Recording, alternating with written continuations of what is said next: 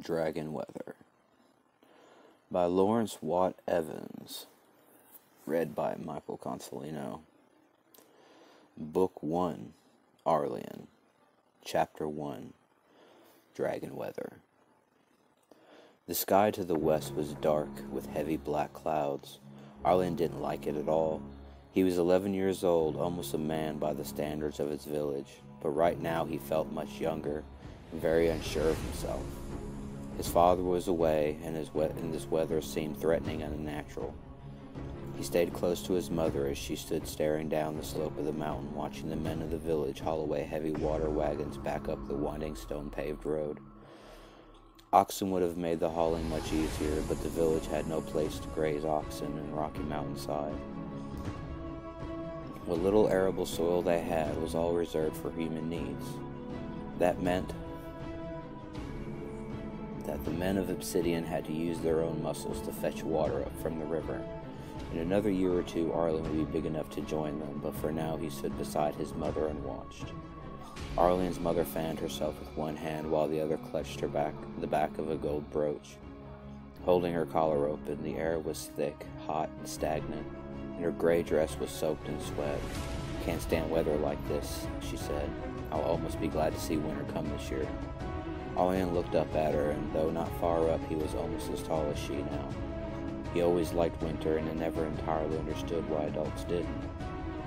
The winter of the mountain was covered in snow, well, except for up to the crater, and him and the other children of the village could go sliding down it. There was plenty of cold, clean water available for melting, and having to haul it up from the valley where the streams ran dry, he could play outside for hours, and then come in and warm up by the fire. No one would order him out or ask him to help with the chores. Even the adults had less work to do in the winter, so why did they all hate it? Yes, there was less food, and it wasn't fresh, and cold seeped through everywhere, and the fire had to be kept up, but still, Arlian thought that winter was wonderful. And anything was better than the stifling hot, humid summer, when the sun didn't seem to want to show its face, and hid behind a thick haze of clouds. This wasn't how summer was supposed to be. There shouldn't be bright days and rainy ones, not these endless... There should be bright days and rainy ones, not these endless, smoldering, gloomy days, when the clouds hung overhead and the rain never fell. This was ugly and exhausting. It hadn't rained in weeks, and the crops were suffering. The water the men were hauling up from the river would help, but a good cistern-filling rain splashing down the mountainside and pooling in the rocks would have been better.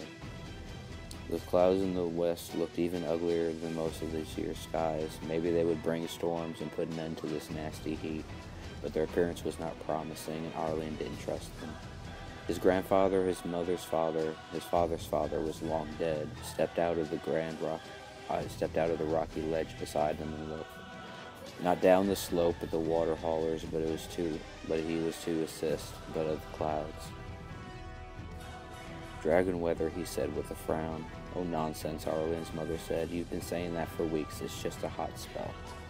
"Isn't that what dragon weather is, Mother?" Arlian asked. "A hot spell?" His mother glanced at her father. "Not just the heat," the old man said. "Look at the sky, hot as a furnace, and the days as dark as night. That's dragon's weather. You need the heat and the dark. If those clouds move in and settle here, that's really what we'll have." Arlian looked straight up at the sky overhead. It wasn't dark as night, but it wasn't very bright either. The summer haze was thick and foul with the gases from the smoking peak of the mountain. The fumes had to be thicker than usual lately, but whether it had any connection with the weather, no one seemed to know. Arlian had heard the adults arguing about it. The arguments were never settled. "Why is it called dragon weather, Grandsir?" he asked. "Because it's the sort of weather that brings dragons out of their cave," his grandfather replied. "They can't abide the cold or light, Ari. In the days of the dragons ruled over our ancestors, the world was warmer than it is now. And the great beasts darken the skies with their smoke so they can come out in day as well as night. When the weather's dark and hot now, old and tired as they are, they still stir in their sleep, and sometimes they awaken to come out to feed." Arlian stared nervously at his grandfather, and the old man spoke in a deeper voice than usual. His storytelling voice. It made his words seem more important and more ominous. "Don't mind him, Arlian's grandmother said, patting Arlian's shoulder reassuringly. That's just stories, and no one has seen any dragons in hundreds of years. Her father shook his head. No, Sarah Beth, you're wrong. He said, when I was a boy, I saw a village where a dragon had been not long before. I may be old, but it wasn't hundreds of years ago. Tell me about it, Arlian said. His grandfather smiled down at him. Are you sure? They say that it's bad luck to talk about the dragons. It's just as unlucky to speak too much about magic. Arlian nodded. Tell me about it, Grandsir. Grandsir looked up at the sky and frowned, and then back down at Arlian. His smile reappeared. I was a year or two older than you are now. My uncle Soren had taken me on the trading journey down to Bethantara to meet the caravan that was passing through, he said. We saw the ruins on the way. We had a hot summer the year before, weather something like this. And for a few days, the smoke from the mountain had been much thicker as usual, and it collected in the valley over the Sandalwood Hills. He pointed over the shoulder to the mountain. Arlian had never been to the Sandalwood Hills, but he had seen from the crater rim and knew where his grandfather meant. The dragon must have come out in late summer, the old man continued, and no one discovered it over the winter. When we got here in the spring, there was nothing left but charred ruins and bare bones. And how do you know it wasn't human raiders who destroyed it, Arlian Mothers asked. Those bandits in the south are surely bad enough without worrying about dragons. The borderland bandits never get anywhere this far north, her father said, and human raiders don't leave 6-foot claw marks. And neither do dragons, Sharabeth said, her hands on her hips, because the dragons, if there are any left alive at all, stay asleep in their caves deep beneath the earth. You must have had imagined those claw marks, father, or misinterpreted sword cuts or wagon ruts. They were real and they were claw marks, her father insisted, but without much vehemence. Arlian realized that the two of them had undoubtedly had this argument many times before, as they had so many others, and worn the passion out of it. His mother and grandfather argued often, and they had done so ever since Grandsir had come to life with them while Arlian was still a small child. He could barely remember a time when Grandsir had not been there, or when his mother did not argue with him. I'm not going to listen to your nonsense, Arlian Mother said with no great anger.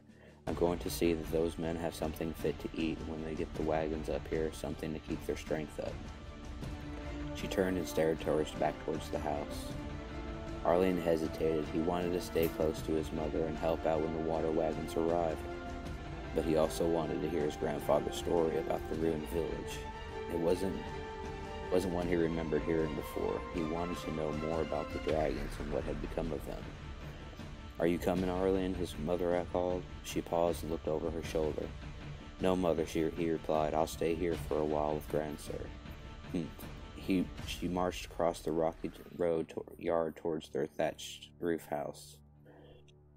Grandsir looked down at Arlian, eager to see your father and brother back, he asked. Arlian nodded. Tell me more about the dragons, he said. His grandfather laughed. That's my boy, he said. What do you want to know? Have you ever seen a dragon, Grandsir? The old man shook his head. Of course not, he said. I'm still alive, am I not? There aren't many who see dragons and live to tell of it. There must be some people who see them, or how would we know anything about dragons? Arlian asked. A fair question, his grandfather said, smiling. He glanced at the water haulers and judged it would be still a while before they reached the village and settled down, cross-legged down the ledge into a better position for storytelling. Arlian settled beside him. Yes, Arlian, grandfather said, there must have been a few people who saw dragons to live to tell about it. Most of them were at a safe distance, and the dragons simply didn't notice them. But there have been a few. His voice trailed off as he looked towards the west at the approaching clouds, and he frowned. A few what, Grandsir? Arlian looked, trying to see what his grandfather was staring at. The old man shook himself. Nothing, he said. I just don't like this weather. Then he smiled at Arlian and said, of course there were a few who got to take a close look at the dragons. There might even be some of them who are still alive today. Arlian nodded. From that village in the Sandalwood Hills, you mean? Oh no, Grandsir shook his head. Nothing like that. I saw the village and there wasn't much of the rat left there. Just bones and cinders, but there are old stories, very old stories, about dragon venom. Venom, Arlian frowned. His Grandsir said that most of the adults in the village hadn't been talking about their dragons. There were so many superstitions about them that most people thought it was safer not to discuss them at all. Dragons were magical, and the magic was kicked wicked and untrustworthy, and speaking too much about it could attract misfortune. Still, Aurelian had thought that it was a reasonable understanding of what a dragon was, and he didn't remember anything about venom. "I thought dragons breathe fire," he said. "Well, they do, after a fashion," Grandsir said, "or so I'm told. But the old stories, the ones from the early days and the years of man, say that dragon flame isn't so much a fiery breath as some people would have it, but a spray of burning venom like a snake's spit of poison. Except dragons somehow set their poison ablaze and therefore spit flame." Oh, Arlen shivered at the thought. It seemed somehow more real to know that the dragon fire was burning venom rather than some sort of magical breath. It made dragons seem more like actual beasts rather than spirits or illusions like the little images of the village sorcerers sometimes conjured up. "Whether it's the truth or not, I can't say," Grandsir continued, "but there are stories, very old stories, so old I don't know where they come from, that say that sometimes the venom doesn't catch fire properly. It's still deadly poison, of course, and the poison will burn the flesh from your bones, but supposedly it quickly loses some of its virulence when once it's been sprayed, and the mixture of this dragon venom and human blood is said to bestow long life on anyone who drinks it. A very long life. There are tales of men who lived centuries after surviving dragon attacks in which blood from their wounds was mixed with dragon venom and swallowed. Though many of them had horribly mutilated in the attacks, their faces burned away, arms and their legs lost, but that such life would hardly be a blessing." Arlen shivered again. He looked at the clouds. The dragons seemed so terrible that it was hard sometimes to believe if they were ever real. Everyone knew that they were real, though, or had at least been once. The dragons had ruled all the lands of man, from the eastern sea to the western wilderness, from the borderlands in the south to the icy wastes of the north. People had resisted their rule sometimes, fought great wars against the dragons, but to no avail. Till one day, about 700 years ago, when the dragons had all gone away, leaving humanity free. Arlen's mother said the dragons had all died, perhaps some plague, but most people insisted they were still alive, deep in their caverns, and might come back at any time. And sometimes, according to Grandsir, they did come back briefly. "That village in the Sandalwood Hills," Arlen asked, "what do you think the people there did to anger the dragon? Why would they destroy them all?" "I don't think they had to do anything," Grandsir said. "The dragon simply felt like destroying something, and they were close at hand." "But that's so unfair. You mean they didn't do anything to deserve it?" "Not a thing," Grandsir replied. Arlen absorbed that unhappily. He didn't like it at all. He knew life wasn't always fair, but he felt deep in his heart that it should be. He always tried to be fair to his brother, Corian, and to their playmates in the village, even the giggly girls. In the stories his mother told, justice always triumphed in the end. Why was it the rest of his life is so messy and unjust? His father said that it was because the gods were dead and only fate remained, and fate had its own plans for everyone.